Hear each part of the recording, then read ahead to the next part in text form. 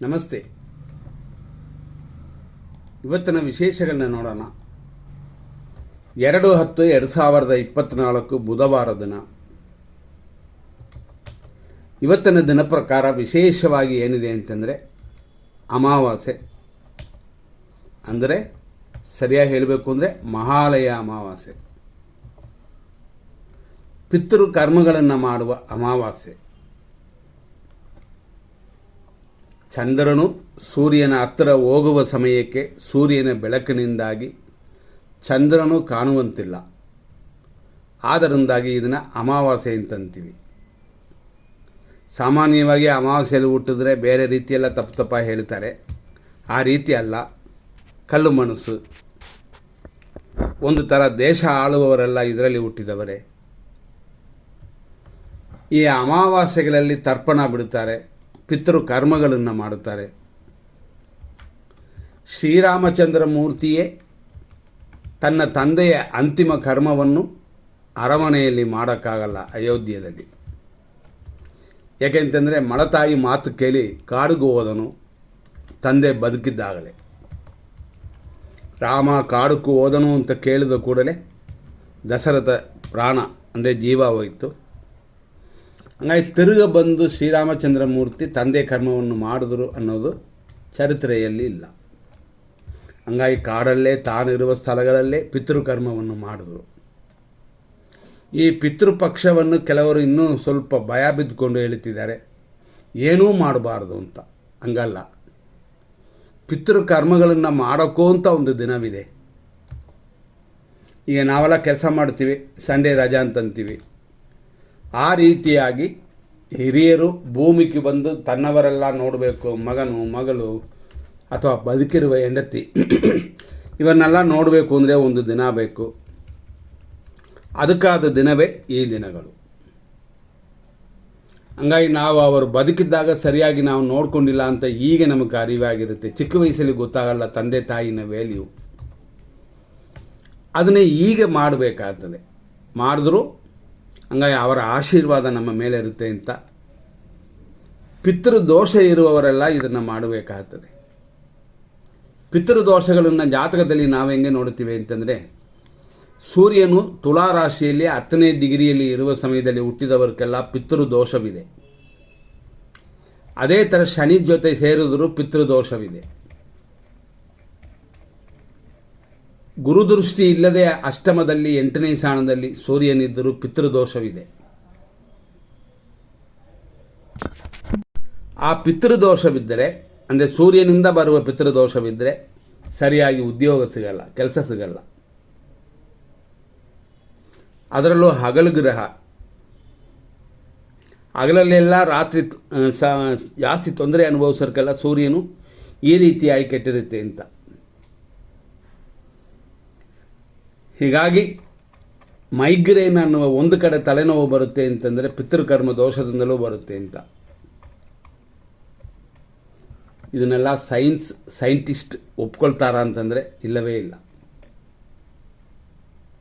ಅವ್ರಿಗೆಲ್ಲ ಏನು ಅಂತಂದರೆ ಸೂರ್ಯ ಅನ್ನೋದು ಗ್ರಹ ಕೂಡ ಇಲ್ಲ. ಸೂರ್ಯ ಅನ್ನೋದು ಒಂದು ಸ್ಟಾರ್, ನಕ್ಷತ್ರ. ಆ ನಕ್ಷತ್ರದ ಪವರಿಂದ ಕೆಲವು ವಿಷಯಗಳು ನಡೀತದೆ ಅಂತ. ಪಿತೃದೋಷವಿರುವವರು ಯಾಜ್ಞವಲ್ಕ್ಯ ಋಷಿಯವರು ಬರೆದಿರುವಂಥ ಸ್ತೋತ್ರವನ್ನು ಪಡಿಸಬೇಕಾಗ್ತದೆ.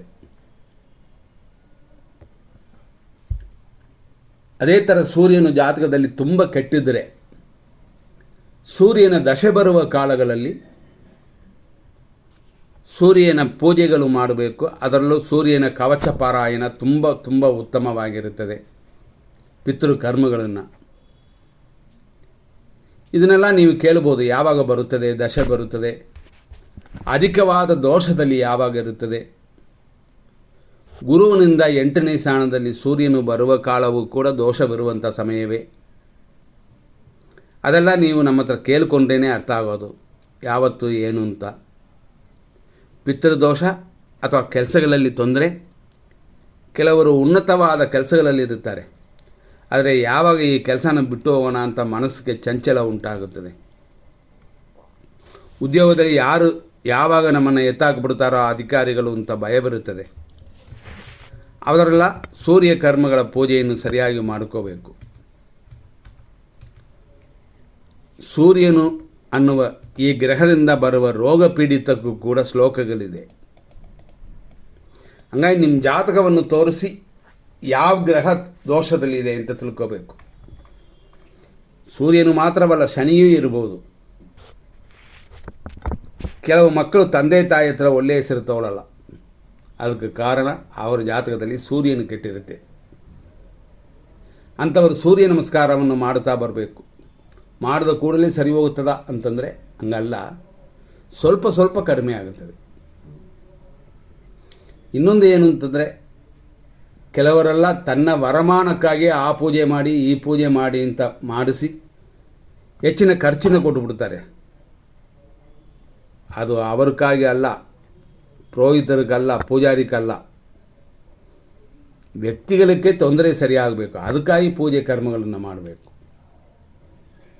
ಇದರಲ್ಲಿ ದಶಾ ಭುಕ್ತಿಯ ಅಂತರ, ಸೂಕ್ಷ್ಮ ಭುಕ್ತಿ ಅಂತ 4 ಇದೆ. ಸೂರ್ಯದಶೆ 6 ವರ್ಷ, ಅದರಲ್ಲಿ ಭುಕ್ತಿ, ಅಂತರ್ಭುಕ್ತಿ, ಸೂಕ್ಷ್ಮ ಭುಕ್ತಿಗಳು ಅಂತ ಬರುತ್ತದೆ. ಈ 4 ಪಾಠಗಳಲ್ಲಿ ದಶೆಯಲ್ಲಿ ಪೂಜೆ ಮಾಡಬೇಕು, ಅಂತರ್ಭುಕ್ತಿಯಲ್ಲಿ ಪೂಜೆ ಮಾಡಬೇಕು. ಅದೇ ಸಮಯದಲ್ಲಿ ಗೋಚಾರವು ಕೆಟ್ಟೋದಾದರೆ ತುಂಬ ತೊಂದರೆ ಅಂತ. ಇದೆಲ್ಲ ನೀವು ಲೈಫ್ ಜಾತಕ ಮಾಡಿಕೊಂಡ್ರೆ ಮಾತ್ರನೇ ಅದೆಲ್ಲ ಗೊತ್ತಾಗ್ತದೆ. ಇವಾಗ ನಮ್ಮದೆಲ್ಲ ಲೈಫ್ ಜಾತಕನೇ, ಆರ್ಡಿನರಿ ಜಾತಕಕ್ಕೆಲ್ಲ ಇವಾಗ ಮಾಡೋಕ್ಕೂ ಟೈಮ್ ಇಲ್ಲದೆ ಹೋಗ್ಬಿಡ್ತು. ಲೈಫ್ ಜಾತಕ ಅಂತಂದರೆ ಫುಲ್ ಡೀಟೇಲ್, ಅದು ಜನನದಿಂದ ಮರಣದವರೆಗೂ ಕೂಡ ಇರುತ್ತದೆ. ಕೆಲವು ತಂದೆ ತಾಯಿಗಳಿಗೆ ಮಕ್ಕಳಿಂದ ತೊಂದರೆ ಅಂತ ಅಂತಾರೆ, ನಾವು ನೋಡಿರ್ತೀವಿ. ನನ್ನ ಮಗ ಹುಟ್ಟಿದ, ಎಲ್ಲ ದೋಷಗಳು ಸರಿ ಹೋಯಿತು ಅಂತ ಅನ್ನೋರು ಇದ್ದಾರೆ. ದರಿದ್ರ ನನ್ನ ಮಗನು ಹುಟ್ಟಿದ, ಅವತ್ತರಿಂದ ನನಗೆ ತೊಂದರೆ ಅಂತ ಅನ್ನುವವರು ಇದ್ದಾರೆ. ಇದನ್ನೆಲ್ಲ ಮಕ್ಕಳು ಪಾಪ ಅವರೇನು ಮಾಡ್ತಾರೆ, ಈ ಟೈಮಲ್ಲಿ ಹುಟ್ಟಬೇಕು ಅಂತ ಅವ್ರು ಬಂದು ಹುಟ್ಟುತ್ತಾರ? ಅವರವರು ಮಾಡಿದ ಪೂರ್ವಜನ್ಮ ಕರ್ಮಕ್ಕೆ ತಕ್ಕಂತೆಯೇ ಹುಟ್ಟೋದು. ಸೂರ್ಯನು ಶನಿನು ಏಕ ಡಿಗ್ರಿಯಲ್ಲಿ ಒಂದನ್ನು ಒಂದು ನೋಡಿಕೊಂಡ್ರೆ ಅದು ಪಿತೃಕರ್ಮ. ಉದ್ಯೋಗಕ್ಕೆ ತೊಂದರೆ, ತಲೆ ಸಂಬಂಧಪಡುವ ರೋಗಗಳು, ಗೌರವವಿಲ್ಲದೆ ಹೋಗೋದು ಮತ್ತು ಅಧಿಕಾರಿಗಳಿಂದ ತೊಂದರೆ ಬರೋದು. ಅಂದರೆ ದುಡ್ಡು ಇದ್ದರೂ ಕೂಡ ಇನ್ಕಮ್ ಟ್ಯಾಕ್ಸ್ ಅದು ಇದು ಅಂತ ಆಫೀಸರಿಂದ ತೊಂದರೆ ಬರೋದು, ಇಂಥದ್ದೆಲ್ಲ ಸೂರ್ಯನಿಂದ ಬರುತ್ತದೆ. ಹಂಗಾಗಿ ಈ ಸೂರ್ಯನ ಪವರ್ನ ಬರೀ ಜಾತಕದಲ್ಲಿ ರಾಶಿ ಕುಂಡಲಿ, ನವಾಂಶ ಕುಂಡಲಿ ಅಂತ ನೋಡುವಂಥದ್ದಲ್ಲ. ಪ್ರಸ್ತಾರ ವರ್ಗಗಳು ಮತ್ತು ಇನ್ನೂ 6 ವರ್ಗಗಳಿದೆ, ಅದರಲ್ಲಿ ನೋಡಬೇಕು. ಈಗ ನಾವು ನೋಡೋದೆಲ್ಲ ಫುಲ್ಲು ಅಂಥದ್ದೇ, ಅರ್ಧಂಬರ್ಧ ಇಲ್ಲವೇ ಇಲ್ಲ. ಅದರಿಂದಲೇ ಅಪಾಯಿಂಟ್ಮೆಂಟ್ ಖಂಡಿತ ಬೇಕಾಗುತ್ತದೆ. ಹಂಗಾಗಿ ಸೂರ್ಯನದು ದೋಷವಿದೆಯಾ ಇಲ್ಲವಾ, ಎಷ್ಟು ಮಟ್ಟಕ್ಕೆ ಎಷ್ಟು ಪರ್ಸೆಂಟ್ ಇದೆ ಅಂತ ಅದು ನೋಡಿದ್ರೆ ಗೊತ್ತಾಗ್ತದೆ. ಅದನ್ನೆಲ್ಲ ಮಾಡಿಸ್ಕೊಳ್ಳಿ. ಹಂಗಾಗಿ ಸೂರ್ಯದೇವನ ಪೂಜೆ ಮಾಡೋಣ. ಮಂತ್ರಗಳಲ್ಲೇ ರಹಸ್ಯ ಮಂತ್ರಗಳು ಅಂತಿದೆ. ಸೂರ್ಯನಕ್ಕೆ ದೇವಿ ರೈ, ರ ಇ ಯಾಯಿ, ರಯಿಂ ಸೂರ್ಯಗ್ರಹಾಂ ಶುದ್ಧಾಂ ನಮಸ್ಯನ್ ಮಾನಸ ಹೃದಿ ಲಭದೆ ಬ್ರಹ್ಮ ಸೌಖ್ಯ ಅಂತ ಸರ್ವ ಸೌಖ್ಯ ಬಡಂ ನರ ಅಂತಂತಾರೆ. ಸೂರ್ಯನನ್ನು, ಸೂರ್ಯನ ದೇವತೆಯನ್ನು ಪೂಜಿಸಿದರೆ ಇಲ್ಲಿ ಮಾತ್ರವಲ್ಲ, ನರಲೋಕ ಮಾತ್ರ ಅಲ್ಲ, ಬ್ರಹ್ಮಲೋಕಕ್ಕೂ ಹೋದರೂ ಸುಖವನ್ನು ಕೊಡುತ್ತಾನೆ ಅಥವಾ ಕೊಡು ಅಂತ ಕೇಳುವಂಥದ್ದು. ಅದನ್ನೇ ರೈಂ ಸೂರ್ಯಗ್ರಹಂ ಶುದ್ಧಾಂ ನಮಸ್ಯೆ, ಶುದ್ಧವಾದ ಮನಸ್ಸಿನಿಂದ ಪೂಜಿಸುತ್ತೀನಿ, ನಮಸ್ಕರಿಸ್ತೀನಿ. ಅದನ್ನೇ ಆ ರೀತಿಯಾಗಿ ಮಾಡುವಂಥದ್ದು ಕೂಡ ಇರುತ್ತದೆ. ಇದನ್ನೆಲ್ಲ ನಾವು ಪೂಜೆ ಮಾಡಿಕೊಡ್ತೀವಿ ಅಂತಲ್ಲ, ನೀವು ದೇವಸ್ಥಾನಕ್ಕೆ ಹೋಗಿ ಪಕ್ಕವಾಗಿ ಮಾಡಿಸ್ಕೊಳ್ಳಿ. ಸೂರ್ಯಗ್ರಹ ಶಾಂತಿ ಇನ್ನೂ ಪಕ್ಕ. ಮಂತ್ರಶಕ್ತಿಗಾಗಿ ಅಥರ್ವಣ ವೇದ ಪಾಠ ಅಥವಾ ಮಂತ್ರಗಳನ್ನು ಪಡಿಸೋದು ಕೂಡ ಸಾಮಾನ್ಯವಾಗಿ ಅಮಾವಾಸ್ಯೆಯಲ್ಲೇ ಮಾಡ್ತಾರೆ. ಯಾಕಂದರೆ ಪೂರ್ತಿಯಾಗಿ ಅಲ್ಲಿ ಸೂರ್ಯನ ಪವರ್ ಮಾತ್ರ ಇರುತ್ತದೆ, ಚಂದ್ರನ ಪವರ್ ಇರಲ್ಲ. ಚಂದ್ರನು ಮನಸ್ಸನ್ನು ಮುಚ್ಚಿಟ್ಟು ಗಟ್ಟಿಯಾಗಿ ಕೆಲವು ವಿಷಯಗಳು ಹೇಳಬಾರದು. ನಾವು ಅದನ್ನು ಯಾರಿಗೂ ಬಿಡಿಸಿ ಹೇಳಿರಲಿಲ್ಲ ಪ್ರೋಗ್ರಾಮ್ಗಳಲ್ಲಿ. ವಶಿ ವಶಿ ವಶಿ ಅಂತ ಪೂಜೆ ಮಾಡುತ್ತಾರೆ. ವಶೀಕರಣ, ನನ್ನ ವಶವಾಗು ಹಂಗೆ ಅಂತ. ನಶಿ ನಶಿ ನಶಿ ಅಂತ ಪೂಜೆ ಮಾಡುತ್ತಾರೆ, ನೀನು ನಾಶವಾಗಲಿ ಅಂತ. ಇದಕ್ಕೆ ರಹಸ್ಯ ಮಂತ್ರಗಳನ್ನು ಪೂರ್ತಿ ಹೇಳುವಂತಿಲ್ಲ. ಯಾಕೆಂತಂದರೆ ಕೆಟ್ಟವ್ರ ಕೈಗೆ ಹೋದರೆ ಕೆಟ್ಟೋದಾಗಿ ಮಾಡುತ್ತಾರೆ ಅಂತ. ಆದ್ದರಿಂದಾಗಿ ಒಂದೊಂದು ಜಾತಕದಲ್ಲೂ ಸೂರ್ಯನು ಎಷ್ಟನೇ ಮನೆಗೆ ಅಧಿಪತಿ ಅಂತ, ಅಂದರೆ ಲಗ್ನದಿಂದ ಲೆಕ್ಕಕ್ಕೆ ತಗೊಂಡ್ರೆ 3ನೇ ಮನೆಗ, 6ನೇ ಮನೆಗ, 11ನೇ ಮನೆಗ ಅವನ ಅಧಿಪತಿಯಾಗಿದ್ದಾನೆ ಅಂತ ನೋಡಬೇಕು. ಆ ರೀತಿ ಆದರೆ ಸೂರ್ಯನ ಕೆಟ್ಟೋದು ಮಾಡಲ್ಲ. ಆದರೆ 4, 5, 7 ಈ ರೀತಿಯಾದ ಕೆಲವು ವಿಷಯಗಳು ತೊಂದರೆ ಬರುತ್ತದೆ. ಉದಾಹರಣೆ, ಸೂರ್ಯನು ಪಿತೃಕಾರಕ. ಪಿತೃಕಾರಕನು ಪಿತೃಸ್ಥಾನದಲ್ಲಿ ಇರಬಾರದು ಅಂತಂದರೆ ಪಿತೃಕಾರಕನಾದ ಸೂರ್ಯನು ಪಿತೃಸ್ಥಾನ ಅನ್ನುವ 9ನೇ ಸ್ಥಾನದಲ್ಲಿ ಇರಬಾರದು. ಅದರಲ್ಲಿ ಡಿಗ್ರಿ ವೈಸ್ ನೋಡಬೇಕು. ಒಂದು ರಾಶಿನದು 30 ಡಿಗ್ರಿ, ಪರ್ಟಿಕ್ಯುಲರ್ ಡಿಗ್ರಿಯಲ್ಲಿ ನೋಡಬೇಕು. ಕಾರಕೋ ಭಾವನಾಶಾಯ ಅಂತ ಅಂತಾರೆ. ಯಾವ ಭಾವಕ್ಕೂ ಅಧಿಪತಿಯಾಗಿ ಸೂರ್ಯನು ಭಾಗ್ಯಸ್ಥಾನ ಅನ್ನುವ ತಂದೆಯ ಸ್ಥಾನದಲ್ಲಿ ಪಿತೃಸ್ಥಾನದಲ್ಲಿ ಕೂತರೆ ಆ ಭಾವಕ್ಕೆ ನಾಶವನ್ನು ಉಂಟು ಮಾಡುತ್ತಾನೆ. ತಂದೆಗೆ ಅಲ್ಪಾಯುಷು ಬರುತ್ತದೆ. ಕೆಲವು ಟೈಮ್ ತಂದೆಗೆ ಅಲ್ಪಾಯುಷು ಅಂತ ಆಗಿರುತ್ತದೆ, ನಮಗೆ ಗೊತ್ತಿರಲ್ಲ. ಸಾಮಾನ್ಯ ಈಗ ಜ್ಯೋತಿಷರಲ್ಲಿ ಇಲ್ಲ, ದೊಡ್ಡವರಿದ್ದಾರೆ, ಯಾರನ್ನೂ ನಾನು ತಪ್ಪು ಹೇಳ್ತಾ ಇಲ್ಲ. ಕೆಲವರೆಲ್ಲ ಎತ್ತಿದ ತಕ್ಷಣ ಸರ್ಪದೋಷ ಅಂತಂದುಬಿಡ್ತಾರೆ. ಅದು ಒಂದೇ ಕಾರಣವಲ್ಲ. ಸಂಧಿಯಲ್ಲಿ ಕೂತಿರುವ, ಕರ್ಮಸ್ಥಾನದಲ್ಲಿ ಕೂತಿರುವ ಸೂರ್ಯನ ದಶೆ ನಡೆದಾಗಲೂ ಕೂಡ ಮನೆಯಲ್ಲಿ ಒಂದು ಕರ್ಮ ನಡೆಯುತ್ತದೆ, ಅಂದರೆ ಮರಣ ಉಂಟಾಗುತ್ತದೆ. ಅದನ್ನು ತಿಳ್ಕೊಂಡು ಆ ಸಮಯಗಳಲ್ಲಿ ಪರಿಹಾರ ಮಾಡ್ಕೋಬೇಕು. ನಾವು ಮಾಡಿಕೊಡುವ ಜಾತಕದಲ್ಲ ಆ ಥರನೇ ಮಾಡ್ತಿದ್ವಿ. ನಾವು ವಾಯ್ಸ್ ರೆಕಾರ್ಡರ್ ಮಾಡಿಕೊಡ್ತೀವಿ ಮತ್ತು ಫೈಲ್ ಮಾಡಿಕೊಡ್ತೀವಿ. ಅದರಲ್ಲಿ ಅಷ್ಟು ಡೀಟೇಲು ಹೇಳಿರ್ತೀವಿ. ಇಂಥ ಸಮಯ ಸೂರ್ಯನ ಭುಕ್ತಿಯ ಅಂತರ ಸೂಕ್ಷ್ಮ ಭುಕ್ತಿ ಬರುತ್ತೆ ಅಂತ. ಆ ಸಮಯದಲ್ಲಿ ನಮ್ಮಿಂದ ಆಗುವಂಥದ್ದು ಏನು ತಪ್ಪಿಸ್ಕೊಳ್ಳೋಕ್ಕೆ ಪೂಜೆ.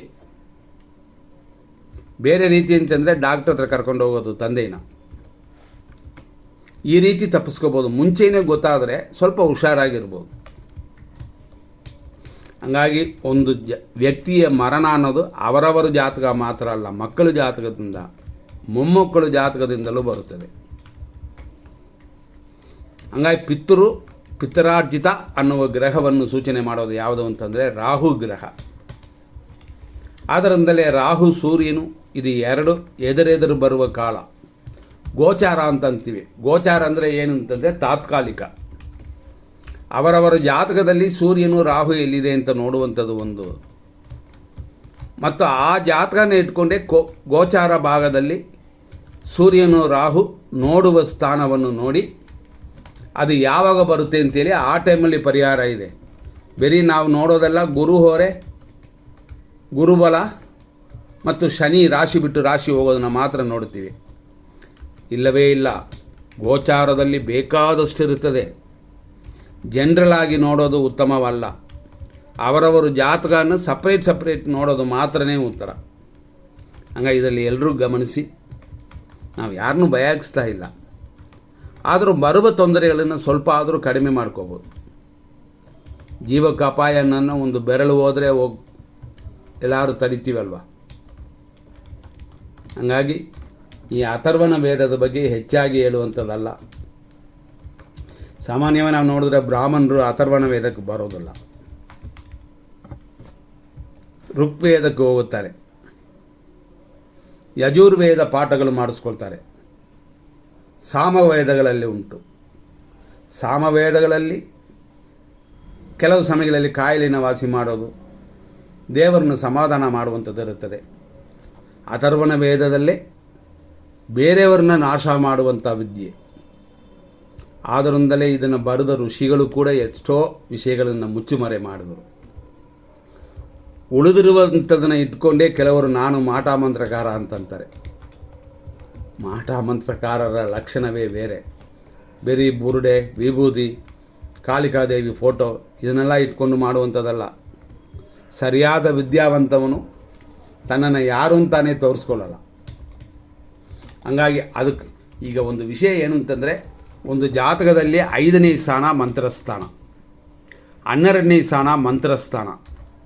ಕುಜ ಅನ್ನುವ ಗ್ರಹ ಮಂಗಲ ಅಂತೀವಿ, ಅಂಗಾರಕ ಅಂತೀವಿ, ಮಾರ್ಸ್ ಅಂತೀವಿ, ಮಂತ್ರಕಾರಕ. ಈ ಗ್ರಹ ಜಾತಕದಲ್ಲಿ ಯಾವ ಸ್ಥಾನದಲ್ಲಿ ಇರದೆ ಅಂತ ನೋಡಬೇಕು.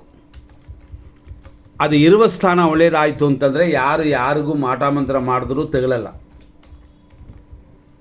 ಕೆಲವರಿಗೆ ಮಾತ್ರ ತೆಗಳುತ್ತದೆ ಅಂತಂದರೆ ಕಾರಣ ಏನು ಅಂದರೆ, ಕುಜ ಅನ್ನುವ ಸುಬ್ರಹ್ಮಣ್ಯ ಸ್ವಾಮಿ ಜಾತಕದಲ್ಲಿ ಪವರ್ ಕಡಿಮೆಯಾಗಿರುತ್ತೆ ಅಂತ. ಅದೆಲ್ಲ ಜಾತಕ ತೋರಿಸಿ ತಿಳ್ಕೋಬೋದು. ಇದರಲ್ಲಿ ಇನ್ನೊಂದು ವಿಷಯ ಏನು ಅಂತಂದರೆ, ಕುಜ ಒಂದು ಜಾತಕದಲ್ಲಿ ಎಷ್ಟು ದೂರ ಮುಂದೆ ಹೋಗಿರುತ್ತದೋ ಅದರ ಹಿಂದೆ ಇರುವ ಗ್ರಹಗಳೆಲ್ಲ ಯುದ್ಧದಲ್ಲಿ ಸೋತೋಗಿದೆ ಅಂತ ಅರ್ಥ. ಇನ್ನೂ ಬೇಕಾದಷ್ಟು ವಿಷಯಗಳಿದೆ. ಏಕವಿಂಶತಿ ದೋಷಗಳು ಅಂತ ಬರುತ್ತದೆ, ಬಾಳಾರಿಷ್ಟ ಅಂತ ಬರುತ್ತದೆ, ಕೆಲವ್ರಿಗೆ ಅನುಭವ ಇರುತ್ತದೆ. ಮಕ್ಕಳು ಹುಟ್ಟಿದ ಮೇಲೆ ಅವ್ರಿಗೆ ಕಾಯಿಲೆಗಳು 7 ವರ್ಷ 8 ವರ್ಷ 12 ವಯಸ್ಸುವರೆಗೂ ಇರುತ್ತದೆ. ಬಾಳಗ್ರಹ ಬುಕ್ಕುನ ತಲೆದಿಂಬು ಕೆಳಗಡೆ ಇರುತ್ತಾರೆ. ಕೆಲವ್ರಿಗೆ ಅನುಭವ ಇರುತ್ತದೆ, ಸೂಪರ್ ಟ್ಯಾಕ್ಸಿ ಹತ್ರ ಹೋಗಿ ತಾಯಿತಿ ಕಟ್ಕೊಳ್ಳುವಂಥದ್ದು ಇರುತ್ತದೆ. ಈ ಥರ ಅವರವರ ಅನುಭವಕ್ಕೆ ತಕ್ಕಂತೆ, ನಂಬಿಕೆಗೆ ತಕ್ಕಂತೆ ಮಾಡಿಸ್ಕೊಳ್ತಾರೆ. ಅಥರ್ವಣ ವೇದ ಬಹಳ ದೊಡ್ಡದು. ಆಪರೇಷನ್ ಮಾಡ್ದಂಗೆ ಬರೀ ಮಾತ್ರೆ ತಿನ್ನುವಂಥದ್ದಲ್ಲ, ಅಷ್ಟೊಂದು ಅಪಾಯಕಾರಿ ಅದು. ಎಷ್ಟೋ ಶ್ಲೋಕಗಳು ಮಂತ್ರಗಳೆಲ್ಲ ಇರುತ್ತದೆ. ಆದರೂ ಸೂರ್ಯ ಉಪನಿಷತ್ತಲ್ಲಿ ಬಂದಿರುವಂಥ ಕೆಲವು ವಿಷಯಗಳು, ಆದಿತ್ಯ ಗಾಯತ್ರಿ ಮಂತ್ರ ಓಂ ಭಾಸ್ಕರಾಯ ವಿದ್ಮಹೆ ಮಹಾತ್ಯುತಿಕರಾಯ ಧೀಮಹಿ ತನ್ನೋ ಆದಿತ್ಯ ಪ್ರಚೋದಯಾತು ಅಂತ ಬರುತ್ತದೆ. ಇದರಲ್ಲಿ ಕರನ್ಯಾಸಗಳು ಅಂಗನ್ಯಾಸಗಳು ಮಾಡಿಕೊಳ್ತಾರೆ. ಇದರಲ್ಲಿ ಇನ್ನೊಂದು ಕಾರಣ, ನಾವು ಅದನ್ನು ಹೇಳ್ಬೋದಾ ಬೇಡವಾ ಅಂತ ಕೂಡ ಯೋಚನೆ ಮಾಡಿದ್ವಿ. ಕೆಲವು ಟೈಮಲ್ಲಿ ಮನೆಯಲ್ಲಿ ಹೋಮ ಮಾಡಿಸ್ತೀವಿ. ಕರ್ತನು ಅಂದರೆ ನೀವು ಖರ್ಚು ಮಾಡಿ, ನಾನು ಖರ್ಚು ಮಾಡಿ, ಪುರೋಹಿತರನ್ನ ಸ್ವಾಮಿಗಳನ್ನ ಕರೆಸಿ ಹೋಮಗಳು ಮಾಡಿಸ್ತೀವಿ. ಅದರಲ್ಲೂ ಈ ಕರನ್ಯಾಸಗಳು ಅಂಗನ್ಯಾಸಗಳನ್ನು ಮಾಡಿಸಬೇಕು. ಅಂದರೆ ಒಂದೊಂದು ಬೆರಳನ್ನು ದೇವರಿಗೂ ತೋರಿಸಿ, ಈ ದೋಷಗಳನ್ನ ಇದರಿಂದ ಪಾಪ ಮಾಡಿರ್ಬೋದು, ಇದನ್ನು ಕಾಪಾಡು ಅಂತ ಕೇಳ್ಕೊಳ್ಳುವಂಥದ್ದು. ಅದೇ ಅಂಗನ್ಯಾಸಗಳು ಅಂತಂದರೆ ತಲೆ, ಹೃದಯ ಈ ಥರ ಎಲ್ಲ ಬರುತ್ತದೆ. ಉದಾಹರಣೆಯಲ್ಲಿ ನೋಡೋಣ. ಇವತ್ತು ನಡೆಯುವಂಥ ಸೂರ್ಯನ ಇದರಲ್ಲಿ ಓಂ ಭಾಸ್ಕರಾಯ ಅಂಗುಷ್ಟಾಭ್ಯ ನಮಃ ಅಂತ ದೊಡ್ಡ ಬೆರಳನ್ನು ತೋರಿಸ್ಬೇಕು ದೇವರಿಗೆ. ಅಂದರೆ ಎಬ್ಬಟ್ಟಿಡ್ತೀವಲ್ಲ ಆ ಬೆರಳು. ತರ್ಜನೀಭ್ಯ ನಮಃ ಅಂತ ತೋರು ಬೆರಳು. ಮಹಾಯುತಿಕರಾಯ ಮಧ್ಯಮಾಭ್ಯಹಂ ನಮಃ ಅಂತ ಶನಿ ಬೆರಳು ತೋರಿಸಬೇಕು. ಧೀಮಹಿ ಅನಾಮಿಕಾಭ್ಯ ನಮಃ ಅಂತ ಉಂಗುರದ ಬೆರಳನ್ನು ತೋರಿಸಬೇಕು. ತನ್ನೋ ಆದಿತ್ಯ ಕನಿಷ್ಠಕಾಭ್ಯ ನಮಃ ಅಂತೇಳಿ ಚಿಕ್ಕ ಬೆರಳನ್ನು ತೋರಿಸೋದು. ಪ್ರಚೋದಯಾತ್ ಕರತಲ ಕರಪೃಷ್ಠಾಭ್ಯ ನಮಃ ಅಂತೇಳಿ ಎಲ್ಲ ಅಂಗಗಳನ್ನು ದೇವರಿಗೂ ತೋರಿಸಿ ಈ ಅಂಗಗಳನ್ನು ಕಾಪಾಡು, ಅಂದರೆ ವಿಪತ್ತು ಆಕ್ಸಿಡೆಂಟ್ ಇಲ್ಲದೆ ಕಾಪಾಡು ಅಂತ ಅನ್ನುವಂಥದ್ದು. ಇದನ್ನೆಲ್ಲ ಪುರೋಹಿತರು ನಮ್ಮ ಕೈಲಿ ಮಾಡಿಸಬೇಕು ಹೋಮದಲ್ಲಿ. ಆದರೆ ಕೆಲವು ಕಡೆ ಏನಾಗುತ್ತೆ ಅಂತಂದರೆ ಮುದ್ರಾ ಅನ್ನುವ ರೂಪದಲ್ಲಿ ಅವರುಗಳೇ ಮಾಡಿಸ್ಕೊಳ್ತಾರೆ, ನೋಡಿರ್ತೀವಿ. ಈಗ ನೀವೇ ಯೋಚನೆ ಮಾಡಿ, ಇದನ್ನು ಕೇಳಿಸ್ಕೊಳ್ಳುವವರು ನಿಮ್ಮ ಕೈಯಲ್ಲಿ ಮಾಡಿಸಿದಾರ ಇದನ್ನೆಲ್ಲ ಅಂತ. ಅಂದರೆ ಒಂದೊಂದು ಬೆರಳು ದೇವರು ಅಂಗುಠಾಭ್ಯ ನಮಃ, ತರ್ಜನಿಭ್ಯ ನಮಃ, ಮಧ್ಯಮಾಭ್ಯ ನಮಃ, ಕನಿಷ್ಠಕಾಭ್ಯ ನಮಃ ಅಂತ ಇದೆಲ್ಲ ತೋರಿಸ್ತಾರ ಅಂತ. ಅದೇ ಥರ ಅಂಗಗಳು ಅಂತ ಋಷಿಗಳು ಎಷ್ಟು ಬುದ್ಧಿವಂತರು ಅಂತಂದರೆ, ಈ ಅಂಗಗಳು ಮತ್ತು ಕರಗಳು ಅಂದರೆ ಕೈಗಳಲ್ಲಿ ಬೆರಳುಗಳಲ್ಲಿ ಇದೆಲ್ಲ ಇಂಪಾರ್ಟೆಂಟ್ ಪಾರ್ಟ್. ಅದನ್ನು ದೇವರು ಕಾಪಾಡಿದ್ರೆ ಬದುಕ್ತೀವಿ. ಉದಾಹರಣೆ ಸೂರ್ಯನ ಇದರಲ್ಲಿ ಓಂ ಭಾಸ್ಕರಾಯ ಹೃದಯಾಯ ನಮಃ ವಿದ್ಮಹೇ ಶಿರಸೆ ಸ್ವಾಹ ಮಹಾಯುತಿಕರಾಯ ಶಿಖಾಯ ವಶತ್ ಧೀಮಹಿ ಕವಚಾಯ ಹುಂ ತನ್ನೋ ಆದಿತ್ಯ ನೇತ್ರಾಭ್ಯಾಂ ಔಷತ್ ಪ್ರಚೋದಯಾತ್ ಅಸ್ತ್ರಾಯ ಪಟ್. ಇತಿ ಹೃದಯಾದಿನ್ಯಾಸಃ ಅಂತ ಮುಡಿಸೋದು. ಮತ್ತು ದ್ವಾದಶ ಮಂತ್ರಗಳಿದೆ. ಓಂ ಉತ್ರಾಯ ನಮಃ, ರವಯೇ ನಮಃ, ಸೂರ್ಯಾಯ ನಮಃ, ಭಾನುವೇ ನಮಃ, ಪೂಷ್ಣೇ ನಮಃ, ಹಿರಣ್ಯಗರ್ಭಾಯ ನಮಃ, ಮರೀಚಿಯೇ ನಮಃ, ಆದಿತ್ಯಾಯ ನಮಃ, ಸವಿತ್ರೇ ನಮಃ, ಅರ್ಗಾಯ ನಮಃ, ಭಾಸ್ಕರಾಯ ನಮಃ ಅಂತ ಇನ್ನೂ ಬೇಕಾದಷ್ಟು ಮಂತ್ರಗಳಿದೆ. ಅದೇ ಥರ ಬೀಜ ಮಂತ್ರಗಳು ಇದೆ. ಬೀಜ ಮಂತ್ರಗಳು ವೆರಿ ವೆರಿ ವೆರಿ ಇಂಪಾರ್ಟೆಂಟ್. ಇಷ್ಟೆಲ್ಲ ಹೇಳಿ ಸೂರ್ಯ ಅರ್ಘ್ಯ ಸ್ತೋತ್ರಗಳನ್ನು ಹೇಳಿ ಪೂಜೆ ಮಾಡುವಂಥದ್ದು ಪೂರ್ತಿಯಾಗಿ, ಅಂದರೆ ಅದನ್ನು ಸರಿಯಾಗಿ ಮಾಡುತ್ತೀವಿ ಅಂತ ಅರ್ಥ. ಹಂಗಾಗಿ ಸೂರ್ಯನ ಪ್ರಾರ್ಥನೆ ಮಾಡಿಕೊಳ್ತಾರೆ. ಅದೆಲ್ಲ ಇದರಲ್ಲಿ ಕೊಡೋದು ಕಷ್ಟ. ಅಂದರೆ ಪ್ರೋಗ್ರಾಮಲ್ಲಿ ಅಷ್ಟು ವಿಷಯಗಳನ್ನು ಹೇಳುವಂಥದ್ದು ಕಷ್ಟ. ಪ್ರದಕ್ಷಿಣ ನಮಸ್ಕಾರ ಸ್ತೋತ್ರಗಳು ಕೂಡ ಇದೆ. ಅದೇ ಥರ ನೋಡಬೇಕು ಅಂತಂದರೆ ಇನ್ನೂ ಕೆಲವು ವಿಷಯಗಳು ಬರುತ್ತದೆ. ಸೂರ್ಯನ ಮಾತ್ರ ಪೂಜೆ ಮಾಡುವಂಥದ್ದಲ್ಲ. ಸೂರ್ಯನಕ್ಕೆ ದೇವರು ಯಾರು ಅಂತಂದರೆ ಶಿವ, ರುದ್ರ, ಅಗ್ನಿ ಅಂತ. ನಮ್ಮಲ್ಲಿ ಹಿರಿಯರು ಅಂತಾರೆ ಅಗ್ನಿ ರೂಪೇಣ ಶಿವ ಅಂತ. ಶಿವನು ಅಗ್ನಿ ರೂಪದವನು. ಇದರಲ್ಲಿ ಲಾಸ್ಟಲ್ಲಿ ಫಲಶ್ರುತಿ ಅಂತ ಇದೆ. ಒಂದು ಮಂತ್ರವನ್ನು ಉಚ್ಚಾಟನೆ ಮಾಡಿದ ಮೇಲೆ ಅದು ಏನೆಲ್ಲ ಕೊಡುತ್ತದೆ ಅಂತ ಫಲಶ್ರುತಿಯನ್ನು ಹೇಳಿಕೊಳ್ತಾರೆ. ಉದಾಹರಣೆ, ಸರ್ವವ್ಯಾಧಿ ಪ್ರಶಮನಂ, ದೀರ್ಘಮಾಯುಷ್ಯಮುತ್ತಂ, ಸರ್ವಕಾರ್ಯೇ ಸುಸಾಧನಂ, ಲಭದೇ ನಾತ್ರ ಸಂಶಯ ಅಂತ ಇನ್ನೂ ಇದೆ. ಅದು ಪೂರ್ತಿ ಬರುತ್ತದೆ. ಅದು ಶ್ಲೋಕಗಳನ್ನು ಇಲ್ಲಿ ಹೇಳೋದು ಕಷ್ಟವಾಗುತ್ತದೆ. ಇದರಲ್ಲಿ ಸೂರ್ಯ ಪೂಜಾ ವಿಧಾನ ಅಂತೇಳಿ ಆಮೇಲೆ ಅದನ್ನು ಸ್ಟಾರ್ಟ್ ಮಾಡುತ್ತಾರೆ. ಇದರಲ್ಲಿ ಸಂಕಲ್ಪ ಇಂಪಾರ್ಟೆಂಟ್. ಸಂಕಲ್ಪ ಅನ್ನೋದು ದೇವರ ಹತ್ರ ಬೇಡ್ಕೊಳ್ಳೋದು. ಅದನ್ನು ಹೇಳ್ಕೊಂಡ್ರೇ ದೇವರು ಮಾಡಿಕೊಡೋದು. ಹೋಟ್ಲಿಗೆ ಹೋಗ್ಬಿಟ್ಟು ಸುಮ್ಮನೆ ನಿಂತು ಅವರನ್ನು ನೋಡ್ಬಿಟ್ಟು ಬಂದರೆ ನಡೀತದ? ದೋಸೆ ಬೇಕು, ಇಡ್ಲಿ ಬೇಕು, ವಡೆ ಬೇಕು ಅಂತ ಕೇಳಬೇಕು. ಕ್ರಮ ಪ್ರಕಾರ ಕಲಶ ಪೂಜೆ ಇದೆ. ಕಲಶದಲ್ಲಿ ಇದು ನಾವು ತಿಳಿದವ್ರಿಗೆಲ್ಲ ಹೇಳ್ತಾ ಇರೋದು, ಗೊತ್ತಿಲ್ಲದೆ ಇರೋವ್ರಿಗೆ ಮಾತ್ರ. ಹಂಗಾಗಿ ತಿಳಿದಿರೋರು ನಮ್ಮನ್ನು ಕ್ಷಮಿಸಬೇಕು. ನಿಮಗೆಲ್ಲ ಗೊತ್ತಿರುತ್ತದೆ. ಸಾಮಾನ್ಯರಿಗೆ ನಾವು ಹೇಳುವ ವಿಷಯಗಳು. ಕಲಶ ಪೂಜೆಯಲ್ಲಿ ಕಲಶಕ್ಕೆ ಆರಾಧನೆಗಳು ಮಾಡುವಂಥದ್ದು. ಎಲ್ಲ ನದಿಗಳು ಅಲ್ಲಿ ಬಂದು ಸೇರಿದೆ, ನೀರಿದೆ ಅಂತ ಭಾವನೆ ಮಾಡಿ ಮಾಡುವಂಥದ್ದು, ಮಂತ್ರಗಳಿಂದ ಶುದ್ಧಿ ಮಾಡುವಂಥದ್ದು. ಇದರಲ್ಲಿ ಅರುಣ ಪೂಜೆ ಅಂತ ಇರುತ್ತದೆ. ಅರುಣಾನು ಯಾರು ಅಂತಂದರೆ ದೇವರೇ. ಸೂರ್ಯನಾರಾಯಣ ಪೂಜಾ ಅಂತ ಒಂದಿದೆ. ಅದರಲ್ಲೂ ವಿಶೇಷವಾಗಿ ನಾವು ಹೇಳಿದರೆ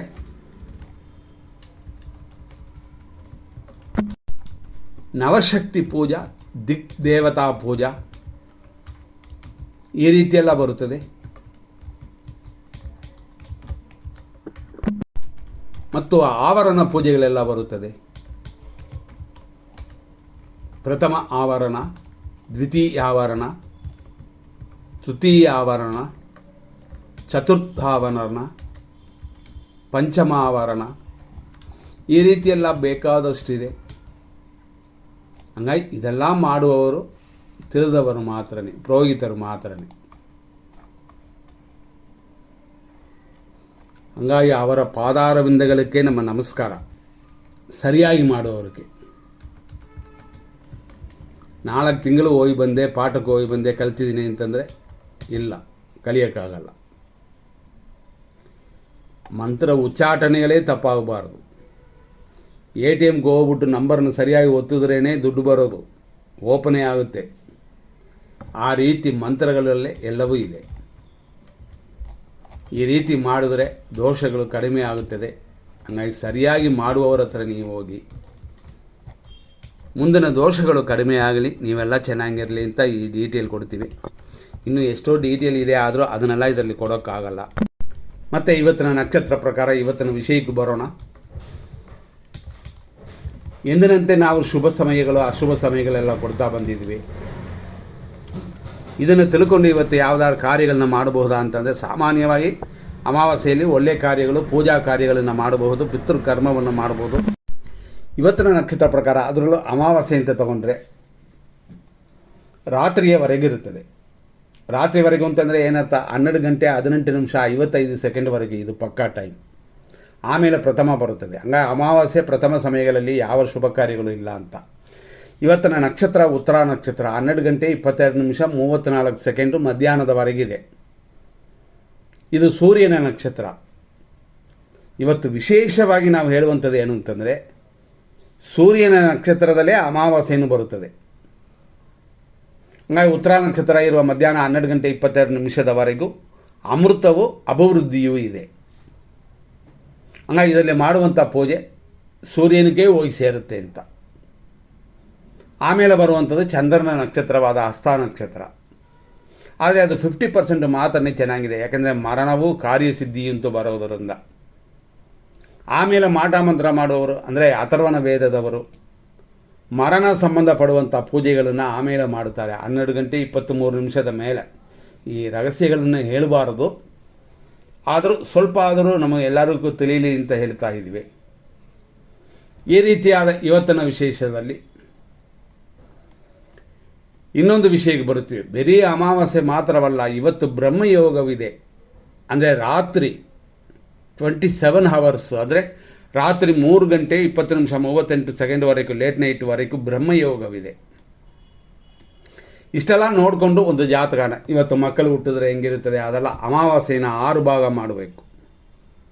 ಅದರಲ್ಲಿ ಯಾವ ಭಾಗದಲ್ಲಿ ಹುಟ್ಟಿದ್ರೆ ಹೆಂಗಿರುತ್ತದೆ ಅಂತ ಅದೆಲ್ಲ ಜಾತಕ ನೋಡಿನೇ ಗಣಿತ ಮಾಡಬೇಕಾಗ್ತದೆ. ಇವತ್ತಿನ ವಿಶೇಷದಲ್ಲಿ ನಕ್ಷತ್ರ ಪಾದಗಳು ಅಂತ ನೋಡುವ ವಿಷಯಗಳಲ್ಲಿ ನಾವು ಗಮನ ಕೊಡೋಣ. ನಕ್ಷತ್ರ ಪಾದಗಳಲ್ಲಿ ವಿಶೇಷವಾಗಿ ನಾವು ನೋಡುವಂಥದ್ದು ಏನು ಅಂತಂದರೆ, ಎಲ್ಲ ನಕ್ಷತ್ರಗಳಿಗೂ 4 ಪಾದ ಇದೆ. ಉದಾಹರಣೆ, ಅಶ್ವಿನಿ ಭರಣಿಗೆ ಎಲ್ಲ ಪಾದಗಳು ಮೇಷರಾಶಿಯಲ್ಲಿರುತ್ತದೆ. ಕೃತಿಕಾ ನಕ್ಷತ್ರ 1 ಪಾದ ಮಾತ್ರ ಮೇಷರಾಶಿ, 2, 3, 4ನೇ ಪಾದಗಳು ವೃಷಭ ರಾಶಿ. ಈ ರೀತಿ ವಿಂಗಡಿಸಿ ಬರುತ್ತದೆ ಅದು. ಹಂಗಾಗಿ ನಾವು ಹೇಳುವಂತೆ ಬೆಳಿಗ್ಗೆ 6:39 ದಿನ ಪೂರ್ತಿ ಇವತ್ತು ಕನ್ಯಾ ರಾಶಿ,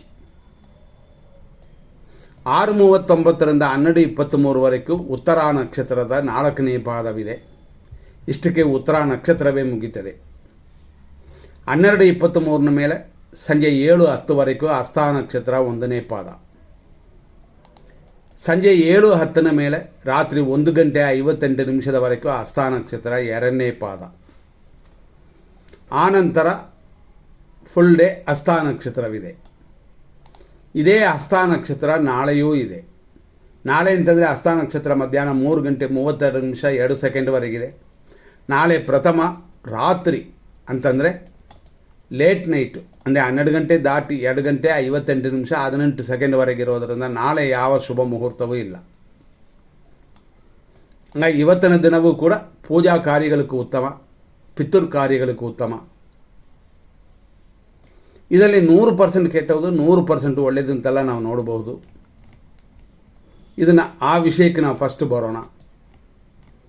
ಇವತ್ತಿನ ದಿನ ಪ್ರಕಾರ 6 ಗಂಟೆ 9 ನಿಮಿಷದಿಂದ ಕುಂಭರಾಶಿಗೆ ಚಂದ್ರಾಷ್ಟಮವಿದೆ. ಕುಂಭರಾಶಿಯಲ್ಲಿ ಬರುವ ನಕ್ಷತ್ರಗಳು ಒಟ್ಟು 3. ಪೂರ್ವ ಭಾದ್ರಪದ ನಕ್ಷತ್ರ, ಧನಿಷ್ಠ ನಕ್ಷತ್ರದಲ್ಲಿ ಅರ್ಧ ಮಾತ್ರನೇ ಕುಂಭರಾಶಿಯಲ್ಲಿರುತ್ತದೆ, 3 ಮತ್ತು 4ನೇ ಪಾದ. ಶತಭಿಷ ನಕ್ಷತ್ರಗಳಲ್ಲಿ 4 ಪಾದಗಳು ಕುಂಭರಾಶಿಯಲ್ಲೇ ಇರುತ್ತದೆ. ಪೂರ್ವ ಭಾದ್ರ ನಕ್ಷತ್ರದಲ್ಲಿ 3 ಪಾದಗಳು, 1, 2, 3 ಪಾದಗಳು ಮಾತ್ರ ಕುಂಭರಾಶಿಯಲ್ಲಿ, 4ನೇ ಪಾದ ಮೀನರಾಶಿಗೆ ಹೋಗುತ್ತದೆ. ಹೀಗಾಗಿ ನಕ್ಷತ್ರ ಪಾದಗಳನ್ನು ತಿಳ್ಕೊಳ್ಳೋಕ್ಕೆ ಇದು ಉಪಯೋಗ ಆಗುತ್ತದೆ. ಇವತ್ತಿನ ನಕ್ಷತ್ರ ಶೂಲ ಇರೋದು 6:09 12:23 ನಕ್ಷತ್ರ ಶೂಲವಿದೆ. ಇದರಲ್ಲಿ ನಾವು ನೋಡುವಂಥ 100% ಕೆಟ್ಟೋದು ಅಂತ ನೋಡುವ ಸಮಯವನ್ನು ನೋಡ್ಬಿಡೋಣ. 7:39 9:09 ಯಮಗಂಡ ಕಾಲ ಶುಭವಲ್ಲ. 11:31 12:23 ಮೃತ್ಯು. 11:45 12:33 ದುರ್ಮುಹೂರ್ತ. 12 ಗಂಟೆ 9 ನಿಮಿಷದಿಂದ 1:39 ರಾಹುಕಾಲ ಇದೆ. ಇಲ್ಲಿ ಗಮನಿಸಿ, ದುರ್ಮುಹೂರ್ತ ಇರೋದು 11:45 12:33. ಇನ್ನು ದುರ್ಮುಹೂರ್ತ ಮುಗಿದಿರಲ್ಲ, ಅಷ್ಟರಲ್ಲೇ ರಾಹುಕಾಲವೂ ಅದರಲ್ಲಿ ಸ್ಟಾರ್ಟ್ ಆಗಿರುತ್ತದೆ. ಹಂಗಾಗಿ ಇದರಲ್ಲಿ ಅಪಾಯಕಾರಿಯಾಗಿ ಜಾಸ್ತಿ ಸಮಯ ಇರೋದು 12:09 12:33ವರೆಗೂ ಅಧಿಕವಾದ ದೋಷ ಬರುತ್ತದೆ. ಮತ್ತು ನಕ್ಷತ್ರದ ವಿಷಘಟಿಕಾ ಕಾಲ ಬರೋದು ರಾತ್ರಿ 9:53 11:42ವರೆಗೂ. ಬೆಳಗಿನ ಜಾವ ಚೆನ್ನಾಗಿದೆಯಾ, ಶುಭ ಮುಹೂರ್ತವ? ಕೆಲವರೆಲ್ಲ ಕೇಳ್ತಾರೆ, ಬ್ರಹ್ಮ ಮುಹೂರ್ತದಲ್ಲಿ ನಾವೆಲ್ಲ ಮಾಡ್ತೀವಿ ಅಂತ. ಬ್ರಹ್ಮ ಮುಹೂರ್ತ, ಬ್ರಾಹ್ಮಿಯ ಮುಹೂರ್ತ ಅಂತೆಲ್ಲ ವಿಂಗಡಿಸಿ ನೋಡುವಂಥದ್ದು. ಬೆಳಗಿನ ಜಾವ 4:39 6:09 ವಿಷಕಾಲವಿದೆ. ಆದ್ದರಿಂದ ಬ್ರಹ್ಮ ಮುಹೂರ್ತ ಅಷ್ಟು ಶುಭಕರವಾಗಿಲ್ಲ. ಇದೆಲ್ಲ ಕೆಟ್ಟ ಟೈಮು ಅಂತ ತಿಳ್ಕೊಳ್ಳಿ. ಇದರಲ್ಲಿ ಯಾವ ಕಾರ್ಯಗಳು ಪ್ರಾರಂಭ ಮಾಡಬಾರದು. ಆದರೆ ಒಳ್ಳೆ ಟೈಮಲ್ಲಿ ಪ್ರಾರಂಭ ಮಾಡಿರುವಂಥ ಕಾರ್ಯಗಳನ್ನ ಈ ಕೆಟ್ಟ ಟೈಮಲ್ಲಿ ನಿಲ್ಲಿಸುವಂಥದ್ದು ಏನೂ ಇಲ್ಲ. ಇರೋದರಲ್ಲಿ ಶುಭ ಸಮಯ ಅಂತಂದರೆ ಇವತ್ತು ಬೆಳಗ್ಗೆ 6:09 7:37ವರೆಗೂ, 9:11 11:29ವರೆಗೂ, ಮಧ್ಯಾಹ್ನ 1:41 ರಾತ್ರಿ 9:51ವರೆಗೂ. ಅದೇ ಥರ ರಾತ್ರಿ 11:44 ಬೆಳಗಿನ ಜಾವ 4:37ವರೆಗೂ ಇದೆಲ್ಲ ಶುಭ ಸಮಯಗಳು. ನೀವೇನಾದ್ರು ಪೂಜೆ ಹೋಮ ಇಂಥದ್ದೆಲ್ಲ ಮಾಡಬೇಕು ಅಂತಂದರೆ ನಾವು ಕೊಟ್ಟಿರುವಂಥ ಈ ಸಮಯವನ್ನು ಉಪಯೋಗಿಸ್ಕೊಳ್ಳಿ. ಮತ್ತು ಇದನ್ನು ಕೇಳಿಸ್ಕೋಬೋದು. ತಿರ್ಗ ಉತ್ತರ ಬರುತ್ತದೆ, ಮಾಡಿಕೊಳ್ಳಿ. ಇವತ್ತು ಸ್ವಲ್ಪ ವಿಡಿಯೋ ದೊಡ್ಡದಾಯಿತು. ಇವತ್ತು ವಿಶೇಷಗಳನ್ನ ಇಷ್ಟೆಲ್ಲ ನಾವು ನೋಡಿದ್ದೀವಿ. ಇದಕ್ಕೆ ತಕ್ಕಂತೆ ನಿಮ್ಮ ಕಾರ್ಯಗಳನ್ನು ಮಾಡಿ. ಪಿತೃಕರ್ಮವನ್ನು ಖಂಡಿತ ಮಾಡಿಸಿ. ಕೆಲವು ಟೈಮ್ ನಿಂತೋಗಿದೆ, ನಮ್ಮಲ್ಲಿ ರೂಢಿ ಇಲ್ಲ ಅಂತಂದರೆ ಖಂಡಿತ ಮಾಡಿಸಿ.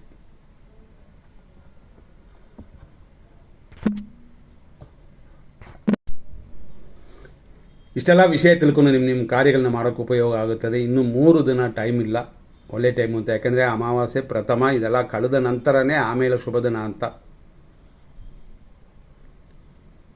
ನಮ್ಮ ಪ್ರೋಗ್ರಾಮ್ನ ಕೇಳಿಸ್ಕೊಂಡಿರೋರು, ಸಬ್ಸ್ಕ್ರೈಬ್ ಮಾಡಿರೋರು ಎಲ್ಲರಿಗೂ ಧನ್ಯವಾದಗಳು. ದೊಡ್ಡ ಸಬ್ಜೆಕ್ಟ್ ಈ ಜ್ಯೋತಿಷ. ಇದರಲ್ಲೇ ಪೂಜೆಯೂ ಇರುತ್ತದೆ, ಅಂದರೆ ಇನ್ಕ್ಲೂಡಿಂಗ್. ಬರೀ ಜ್ಯೋತಿಷ ಅಲ್ಲ, ಬರೀ ಮಂತ್ರಗಳಲ್ಲ. ಆದ್ದರಿಂದಾಗಿ ಎಲ್ಲವೂ ತಿಳಿದವರೇ ಸರಿಯಾದ